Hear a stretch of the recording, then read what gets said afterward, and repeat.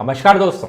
परसों की दुखद घटना के बाद मेंटल हेल्थ और डिप्रेशन जैसे इश्यूज एक बार फिर से पब्लिक लाइमलाइट में आए। शायद आप लोग रियलाइज कर रहे हैं कि ये इश्यूज कितने जरूरी हैं, जिनके बारे में ज्यादा बात नहीं करी जाती हमारे देश में।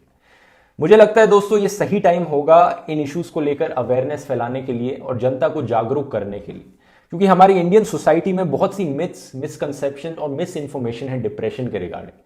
इसीलिए दोस्तों मैंने बात करी आज के वीडियो के लिए एक न्यूरोलॉजिस्ट और एक डॉक्टर सुमाया शेख से, जो हमें बताएंगी गहराई से डिप्रेशन क्या है, मेंटल हेल्थ क्या है और क्या सबसे कॉमन मिथ्स हैं डिप्रेशन के अराउंड, जो हम अपनी आसपास फ्रेंड्स और फैमिलीज में सुनते हैं इसके रिगार्डिंग। आइए देखते हैं। तो डॉक्टर सुमाया, मैं पहला सवाल मेरा ये होगा कि जो बहुत से लोगों के दिमाग में आता है, किसी के पास इतना पैसा हो, इतना फेम हो, इतना पैसा कि चाहे जो चाहे इंसान वो कर सकता है, लेकिन वो इंसान भी डिप्रेस्ड हो गया, ऐसा कैसे हो सकता है?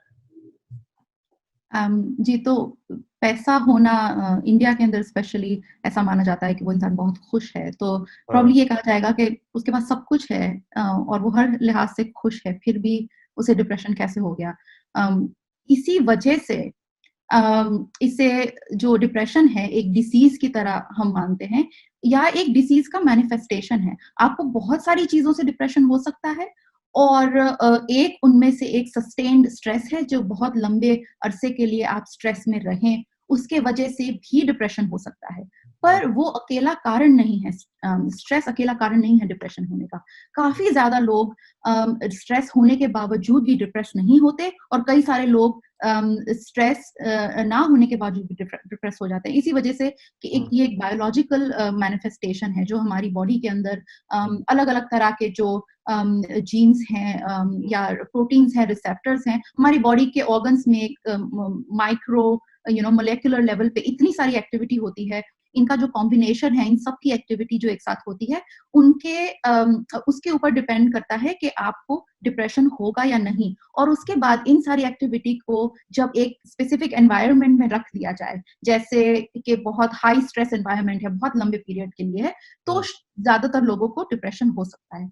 पर ऐसे भी लोग हैं जिनके पास कुछ नहीं है और फिर भी डिप्रेशन हुआ है। एक हाँ। बहुत अच्छा एग्जाम्पल ये है जो पोस्टपार्टम डिप्रेशन कहते हैं, जिसको तो मदर्स जो बर्थ देती है उसके बाद फौरन, बर्थ के बाद अभी अभी उन्होंने प्रेगनेंसी खत्म की है, बेबी हेल्दी है, सब कुछ लाइफ में ठीक चल रहा है, दे वांटेड एग्जैक्टली दैट, उसके बावजूद पोस्टपार्टम डिप्रेशन एक बहुत ही कॉमन प्रॉब्लम है और बहुत सारी विमेन को ये होता है। तो उसमें क्या है, एक हॉर्मोन्स का एक जो स्टेट होता है वो चेंज हो जाता है, क्योंकि एकदम से आपके हॉर्मोन्स में चेंज आ जाता है बेबी के डिलीवरी के बिल्कुल बाद। तो उस वजह से डिप्रेशन में कई सारी औरतें आ जाती हैं, सबको नहीं होता है, कुछ को होता है, बहुत सारी औरतों को होता है, और उसे रिकॉग्नाइज भी नहीं किया जाता, क्योंकि सबको लगता है कि उनकी लाइफ में तो कुछ बुरा नहीं हुआ है, सब कुछ अच्छा। ठीक है, उन्हें तो खुश होना चाहिए, अच्छा। और फिर भी वो डिप्रेशन में चली जाती हैं। तो और ये एक बहुत बेसिकली अच्छा आप ये कह रहे हो एग्जाम्पल। कि ये चीज हार्मोनल चेंजेस से हो रही है, अंदर से इंट्रिंसिकली होने लग रही है ये चीज, जी और बिल्कुल। बाहर से हमेशा कोई रिलेशन नहीं होता है इसका। जरूरी वेल, नहीं कि होता बाहर है। से इफेक्टिव। जी होता है, एक हाँ। एनवायरनमेंट का रिलेशन, तो एक एनवायरनमेंट का इम्पैक्ट होता है हमारी हाँ। बायोलॉजी पे, और अच्छा। ये एनवायरनमेंट का इम्पैक्ट और बायोलॉजी साथ डिटरमिन करती हैं कि आपको डिप्रेशन होगा या नहीं। सिर्फ डिप्रेशन ही नहीं, ऐसी बहुत सारी मेंटल हेल्थ कंडीशंस हैं, हम्म। स्किज़ोफ्रेनिया है हम्म। और ऑटिज्म है। हम्म। ऑटिज्म खैर एनवायरनमेंट पे कम होता है, और बहुत सारी जेनेटिक्स का ज्यादा उस पे हम्म। इम्पैक्ट है, पर ये सारी जो चीजें हैं उसका इम्पैक्ट एनवायरनमेंट और जेनेटिक्स और दोनों इन से जनरल मिलकर होता फिजियोलॉजी कहूंगी, हॉर्मोन्स वगैरह, उन सबका इंटरेक्शन होता है। बायोलॉजिकल, साइकोलॉजिकल, सोशल, ये सारी चीजें मिला के है। ये डिसीज बनती है, ना कि सिर्फ साइकोलॉजिकल है जो लोगों को लगता है कि ये पर जो स्ट्रेस है तो। बायोलॉजिकल फैक्टर है वो काफी इंपॉर्टेंट है यहाँ पर, क्योंकि ऐसा भी हो सकता है कई लोग जो एक्सट्रीम स्ट्रेस से गुजरते हो, जो एनवायरमेंटल फैक्टर्स कंप्लीटली अगेंस्ट हो, फिर भी वो डिप्रेस नहीं फील करते कभी।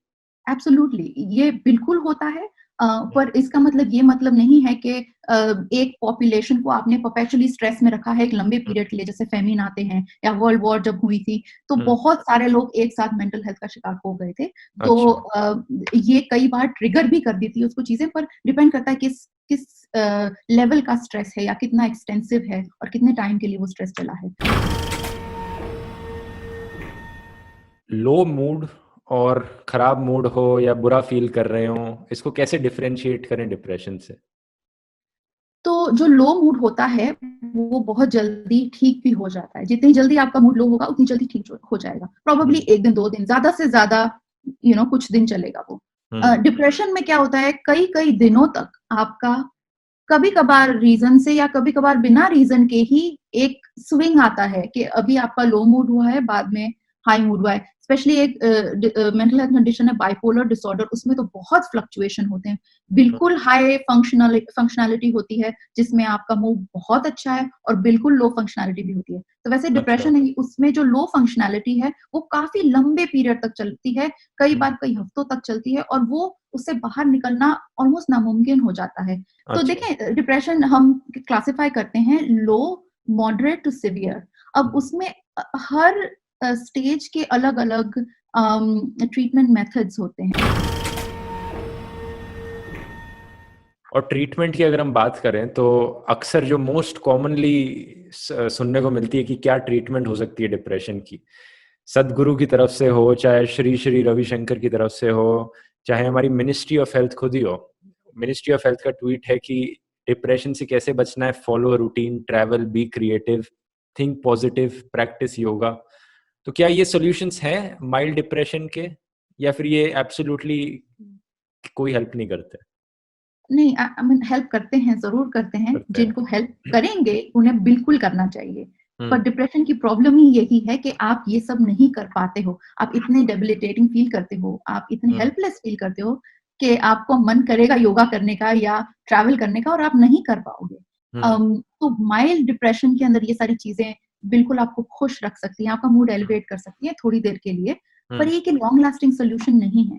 क्योंकि आप जब अच्छा। तक उसके कोर प्रॉब्लम्स को, उसकी हम जिसे कहते हैं न्यूरल मैकेनिज्म्स जो होते हैं, हम्म। उनको एड्रेस नहीं करेंगे, तब तक ये चीज़ें नॉर्मलाइज़ नहीं हो सकती। हम्म। साइकोलॉजी से ज़रूर एड्रेस की जा सकती है, पर ये सारी माइल्डर वर्जन्स हैं। और हम्म। हमें अभी ये भी नहीं पता कि जो लोग क्लेम करते हैं कि ये सारी चीज़ों से वो ठीक हो गए, उन्हें एक्चुअली में भी डिप्रेशन था या नहीं। तो जब हम इंसिडेंसेस देखते हैं, सिंगल केसेस देखते हैं कि हम्म। इन इंसान को डिप्रेशन था और ये ठीक हो गए, हमें नहीं पता कि उन्हें करेक्टली डायग्नोस किया गया था या नहीं। ऐसे-ऐसे डिप्रेशन के सिम्पटम्स बहुत सारे दूसरे डिसीज़ेज़ के साथ भी ओवरलैप करते हैं, जैसे हाँ, हाँ। पीटीएसडी है, जैसे एंग्ज़ायटी है, हम्म। और ये सारी चीज़ें, बाइपोलर डिसऑर्डर है फॉर एग्ज़ाम्पल। तो हम्म। हमें देखना चाहिए कि उनको करेक्ट डायग्नोसिस हुआ था, उनके मैकेनिज़्म्स क्या हैं, उनके रूट कॉज़ेज़ क्या है और उस हिसाब से उनका ट्रीटमेंट प्लान क्या होना चाहिए। ये हम्म। नहीं कि सबको योगा में डाल दो, सबको ट्रैवल हम्म। करवा दो। हम्म। सबके अलग-अलग कस्टमाइज़्ड ट्रीटमेंट होनी चाहिए। अच्छा, लेकिन अगर इन जनरल हम बात करें तो माइल्ड डिप्रेशन के लिए ये ठीक है, मीडियम डिप्रेशन के लिए साइकोलॉजिस्ट को कंसल्ट करना ठीक है, और सिवियर के लिए एंटी डिप्रेसेंट मेडिसिन है। आई थिंक सब डिपेंड करता है। कई हाँ। मॉडरेट डिप्रेशन के लोग भी एंटी डिप्रेसेंट्स लेते हैं हाँ। और माइल्ड शायद सिर्फ साइकोलॉजिस्ट के पास जाके ठीक होते हैं हम्म। और कई माइल्ड के भी लोग एंटी डिप्रेसेंट पिल्स लेते हैं। तो हम्म। ये नहीं है ज़रूरी कि हर एक को डिप्रेशन एंटी डिप्रेशन की पिल्स दी जाए या हम्म। हर एक के साथ एनवायरनमेंट चेंज किया जाए, कम्युनिकेशन किया जाए। हम्म। उसी तरह से कोई लोग सिर्फ एक काउंसलर के साथ ही खुश हो जाते हैं और ठीक हो जाते हैं हम्म। उसके बाद। बट हम्म। कई लोगों को ये एक्सट्रीम मेजर्स की ज़रूरत होती है और ये डिप्रेशन की जो पिल्स हैं या जो इतना ज़्यादा हम्म। नेगेटिव उसका परसेप्शन स्टिग्मा आ डेवलप गया हुआ है। हुआ है कि हाँ, ये कोई दवाई भी दवाई खाने से नींद आ जाएगी या कुछ और बिल्कुल। साइड इफेक्ट हो जाएंगे, बिल्कुल, तो ऐसा बिल्कुल। ये कुछ है क्या? बहुत ही मिसइन्फॉर्म्ड कॉन्सेप्ट है। ये बिल्कुल जैसे जब डायबिटीज़ है होती है टाइप 2 डायबिटीज़, हम्म। उसको ठीक नहीं कर सकते आप, उसको भी आपको मैनेज करना है through out your life. Hmm. So type 2 diabetes की आप ड्रग लेंगे, हम्म। बहुत कॉमनली प्रिस्क्राइब्ड ड्रग्स होती है, मेटफॉर्मिन करके एक बहुत ही हम्म। पॉपुलर ड्रग है। आप उसे लेते जाएँ और आप उसके साथ मैनेज कर रहे हैं हम्म। डायबिटीज़ को, वैसे ही डिप्रेशन को आप मैनेज कर रहे हैं। और ऐसा होता है कि कुछ अरसे के बाद जब आपकी सिचुएशन ठीक हो जाती है, आपकी साइकियाट्रिस्ट या जिसके पास भी आप जा रहे हैं वो असेस करेंगे और धीरे-धीरे टेपर ऑफ आपको किया जाता है। और पर हम्म। ये कहना कि ये एंटी साइकोटिक मेडिकेशंस होती हैं सिर्फ या स्लीपिंग पिल्स होती हैं या एडिक्शन की पिल्स होती हैं, ये बहुत गलत होगा। हम्म। होती ज़रूर हैं, एंग्ज़ायटी की कुछ पिल्स होती हैं जिससे आपको नींद भी आ सकती है, जिससे हम्म। आपको थोड़ा बहुत एडिक्शन भी हो सकता है और ये दी जाती है इंडिया में बहुत कॉमनली। इस तरह की चीज़ें दी जाती है, पर इन चीज़ों को अवॉइड करना चाहिए और डिप्रेशन की जो एक्चुअल में फंक्शनल जो दवाइयां हैं वो ना ही आपको सुलाएगी, ना ही आपको नींद देगी, ना ही आपको एडिक्शन पैदा करेगी। ये जरूर है कि क्योंकि आप उससे बेहतर हो रहे हैं और एक्सट्रीम वर्जन में आपके सुसाइडल थॉट्स भी आ सकते हैं, तो उसको अब्रप्टली छोड़ना नहीं चाहिए। तो ऐसा समझे कि ये जो डिप्रेशन की मेडिसिन हैं, ये किसी और बीमारी की मेडिसिन की तरह है, जैसे कि डायबिटीज हो गया या कोई और बीमारी हो गई। एब्सोल्युटली, ये उसी तरह देखी जानी चाहिए, उसका स्टिग्मा नहीं होना चाहिए। एक और जो बड़ा कॉमन सुनने को मिलता है इंडिया में कि getting depressed is a choice, ये भी काफी लोग बोलते हैं कि आपकी मर्जी है डिप्रेस होना है या नहीं होना। जो ये कहते हैं उन्हें समझ ही नहीं है, और ऐसे बहुत सारे लोग कहते हैं, मैं कुछ दिनों से हम सुनते आ रहे हैं कि हमें हमारी मर्जी है, हमारी चॉइस है, हम डिप्रेस्ड होके बैठ सकते हैं या हम ये कर सकते हैं जो हमारा डिप्रेशन दूर कर दे। वेल वो जो कह रहे हैं वो एक लूज सेंस में डिप्रेशन यूज कर रहे हैं, जिसे हम सैडनेस ही समझते हैं। अच्छा। उन्हें ना ही समझ है डिप्रेशन की, ना ही उन्हें पता है कि एक्चुअली होता क्या है। तो एज आई सेड अर्लियर कि ये एक बायोलॉजिकल कंपोनेंट बहुत बड़ा है, जो आप लो मूड हो गया और फिर आपका एनवायरनमेंट ठीक हो गया, प्रोडक्टिव हो गया, आपके लिए सपोर्टिव हो गया, उसके बावजूद भी आप ठीक नहीं हो रहे हैं, तो एक कोई और प्रॉब्लम है। कोई भी स्टेट में रहना नहीं चाहता, किसी को भी पसंद नहीं है उस स्टेट में रहना, क्योंकि ये बिल्कुल आपको वर्थलेस की तरह फील कराता है। आपको लगता है कि आपका कोई वो नहीं है, वैल्यू नहीं है लाइफ में, या आप किसी चीज के लायक नहीं है, और कोई भी स्टेट में नहीं रहना चाहता। तो ये खुद की मर्जी नहीं है, एक सेल्फ पिटी का कोई शिकार नहीं है यहाँ पे। या तो आप डिप्रेस्ड हैं या तो आप सैड हैं। ये हमारी लैंग्वेज भी इस तरह की बन गई कि हम लूजली से यूज करते हैं कि अरे आज मैं बहुत डिप्रेस हो गई क्योंकि मेरे साथ ये हो गया। Well that is a different, language में भी ऐसा हो गया अब कि इतना बहुत लूजली यूज किया जाता है इस टर्म को। बिल्कुल बिल्कुल, जैसे अगर हमें कोई पसंद नहीं है तो आसानी से साइको है। नॉट टू मेंशन कि हम सुसाइड को भी इतना ज्यादा हमने ये पिछले 2-3 दिन से जो चल रहा है, इतना ज्यादा हमने एलिवेट कर दिया, और इस तरीके से हम इनसेंसिटिव होके इसके बारे में बात कर रहे हैं। किसी को पसंद नहीं है, ये कोई क्राई फॉर हेल्प नहीं है, क्योंकि ये भी माना जाता है ना कि अगर डिप्रेशन हो और आप अपने आप को हर्ट कर रहे हो, तो it's a cry for help, और उसे अगर हेल्प नहीं मिल रही है क्योंकि उसे अटेंशन चाहिए, और जैसे उसे अटेंशन मिल जाएगा वो सुसाइड नहीं करेगा या करेगी। ऐसा भी नहीं होता है। तो क्या वो गलत है जो लोग बोलते हैं कि अगर आपको सुसाइडल थॉट्स आ रहे हैं तो आप रीच आउट करो फ्रेंड्स फैमिलीज को? नहीं, ऐसा नहीं है, बिल्कुल रीच आउट करना चाहिए, बल्कि ये रिकमेंडेड है कि करना चाहिए। प्रोफेशनल को पहले करना चाहिए, क्योंकि हमारे सिस्टम में ऐसी सेंसिटिविटी नहीं है कि किसी फ्रेंड को हमने रीच आउट किया और उसे लगा कि अच्छा ये तो अटेंशन हो रहा है, जो भी हो रहा है, अगर हम कहेंगे आपको ये डर रहता है कि वो लोग जज करेंगे आपको कि बिल्कुल बिल्कुल, तो आई थिंक अटेंशन यहाँ करना चाह रहा है या कुछ। बिल्कुल बिल्कुल, प्रोफेशनल को ही सीख करें हेल्प, तो बहुत बेहतर रहेगा, उसे पता भी होगा कि करना क्या है आगे।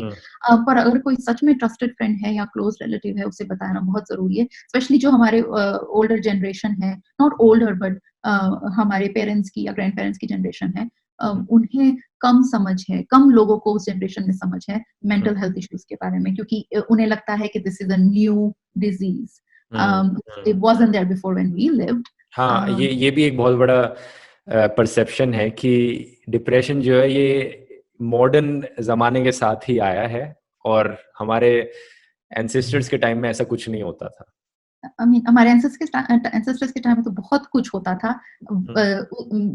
मैंने मेरे अंडर ग्रेजुएट ईयर में एक बुक पढ़ी थी मेडिकल हिस्ट्री की, जिसके अंदर अगर आपको पेन भी होता था या किसी तरह का डिस्कम्फर्ट होता था, तो फॉर एग्जांपल हेडेक होता था, तो वो ड्रिल करते थे स्कल के अंदर होल्स, ये सोचते थे कि सर में आपके डीमंस हैं और उसे ड्रिल करके निकालेंगे। इन्फेक्शन हो गया, बुखार हो गया, तो ब्लड लेटिंग करते थे, जिसे पियर्स करते थे अपनी वेन को, यहाँ पे जो सुपरफिशियल वेन है उसे पियर्स करते थे और ब्लड निकालते थे, ये सोच के कि यहाँ से कोई जो भी negative I don't know supernatural चीजें हैं वो निकल जाएगी। तो ये बहुत कुछ होता था, हमें पता भी नहीं था आज से 100 साल पहले बैक्टीरिया वायरस क्या होता है। तो डिप्रेशन एग्जिस्ट करता था पहले भी, डिप्रेशन एग्जिस्ट करता था, हमें डिफाइन करना नहीं आता, हमारे साथ जो लैंग्वेज है उसे नहीं पता कि इसको कैसे शेप दिया जाए, वोकलाइज कैसे किया जाए। पर आज के दिन ज्यादा बढ़ गया है, ये कहा जा सकता है कि मॉडर्न जमाने में ज्यादा डिप्रेशन बढ़ गया है? विल डिपेंड करता है कि क्योंकि आजकल जमाना इतना सब्जेक्टिव है, हम सबके एक्सपीरियंसेस बहुत अलग अलग हैं। तो ऐसा बिल्कुल हो सकता है कि कोई हिमालयाज में रह रहा है या जहां मैं हूँ स्वीडन जैसी जगह पे, यहाँ नॉर्थ पोल के पास कोई रह रहा है, उससे बिल्कुल खबर नहीं है कि दुनिया में क्या हो रहा है, और एज अ रिजल्ट उसका ना टीवी उसे कुछ डरावनी खबरें दिखा रहा है, ना उसका कोई आसपास उसे लग रहा है कि उसको कोई थ्रेट है, और इकोनॉमिकली भी ठीक है। तो हो सकता है कि ऐसे जगहों पे डिप्रेशन के चांसेस कम हो, बिकॉज वो एनवायरनमेंट ही नहीं है वो ट्रिगर करने के लिए। पर इसका मतलब ये तो नहीं कि ऐसी जगहों पे डिप्रेशन होता नहीं है, बिल्कुल होता है। पर वो ट्रिगर करने वाली बहुत सारी चीजें कम है वहाँ। व्यूअर्स के लिए हम बात करें, कब आपको लगता है लोगों को आपने जैसे कहा प्रोफेशनल हेल्प सीख करनी चाहिए, तो किस पॉइंट ऑफ टाइम पे आप लोगों को सजेस्ट करेंगे कि उन्हें प्रोफेशनल हेल्प सीख करनी चाहिए? वेल अगर आपका मोटिवेशन बहुत स्पेसिफिकली डिप्रेशन की बात कर रहे हैं, क्योंकि सबके अलग अलग मैनिफेस्टेशन होते हैं डिसीज के। डिप्रेशन में अगर आपका मूड इतना लो हो गया कि आपके मोटिवेशन ही नहीं है बिल्कुल बेसिक चीजें करने का, और ये जो पीरियड है एक लंबे अरसे तक चल रहा है, आप सोशली विड्रॉन हो गए हैं, आपका मन ही नहीं करता किसी से मिलने का, बात करने का, जो कि पहले नहीं था। एक पर्सनालिटी भी होती है कई लोगों की, पर जो कि पहले नहीं था और अब हो गया, बिल्कुल चुप चुप से रह रहे हैं, कंट्रीब्यूट नहीं करना चाहते हैं, और लगता है कि सेल्फ वर्थ खत्म हो गया है, they don't value themselves as much.